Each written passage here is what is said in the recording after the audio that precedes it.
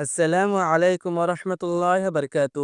دوستو، میرے ویڈیو کے کمنٹ میں ایک ساتھی نے یہ سوال کیا تھا کہ نماز پڑھتے وقت اگر موبائل میں فون آ جائے تو کیا کرے۔ آج کل ہر ایک بندے کے پاس موبائل فون ہوتا ہے۔ اکثر یہ دیکھا جاتا ہے کہ مسجد میں امام صاحب نماز میں قرآت پڑھتے ہیں اور اچانک کہیں سے موبائل بجنے کی آواز آتی ہے اور پورے مسجد کے نمازی کو ڈسٹرب کر دیتے ہیں۔ نماز پڑھتے وقت جو دھیان ہوتا ہے وہ دھیان ہٹ جاتا ہے۔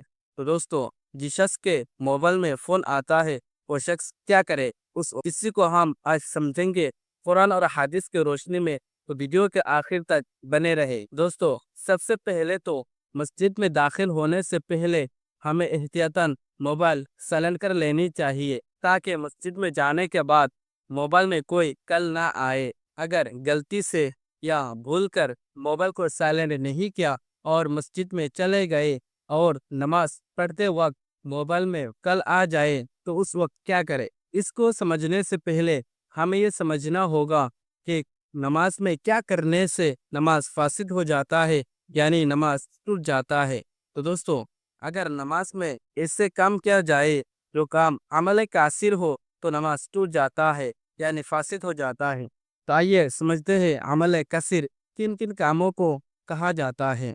تو دوستو، عمل کثیر اسی کام کو کہا جاتا ہے کہ مان لو میں نماز پڑھ رہا ہوں اور دور سے کوئی شخص مجھے دیکھ رہا ہے اور میں نماز میں ایسے کام کر رہا ہوں جس کی وجہ سے وہ دور سے جو شخص مجھے دیکھ رہا تھا اس کو یہ لگ رہا ہے کہ میں نماز نہیں پڑھ رہا ہوں، میں نماز میں نہیں ہوں۔ تو یہ عمل کثیر ہے، مطلب ایسے کام کرنا جس سے یہ معلوم ہو کہ میں نماز میں نہیں ہوں۔ مثلاً میں نماز پڑھ رہا ہوں اور دونوں ہاتھ سے میں داڑھی ٹھیک کر رہا ہوں یا تو کپڑے ٹھیک کر رہا ہوں، تو دور سے جو شخص دیکھے گا اس کو لگے گا کہ یہ شخص نماز میں نہیں ہے۔ تو یہ عمل کثیر ہے۔ اور ایسے کام جس سے نماز نہیں ٹوٹتا ہے اس کو عمل قلیل کہا جاتا ہے۔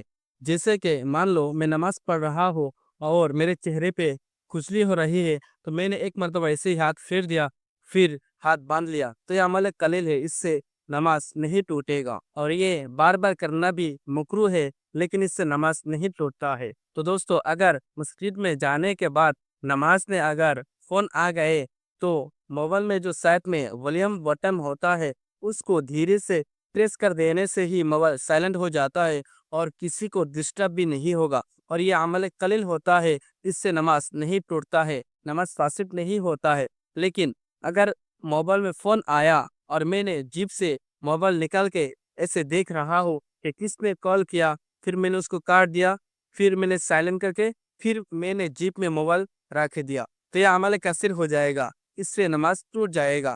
تو جب بھی اگر مسجد میں فون آئے تو چپکے سے ایک ہاتھ سے موبائل کو سائلنٹ کر دینا چاہیے جس سے کسی کو پتہ ہی نہ چلے، اور ایسا کرنے سے عمل قلیل ہوتا ہے جس سے نماز فاسد نہیں ہوتا ہے، نماز ویسے کے ویسے ہی رہ جاتا ہے، اس سے نماز میں کوئی خرابی نہیں ہوتا ہے۔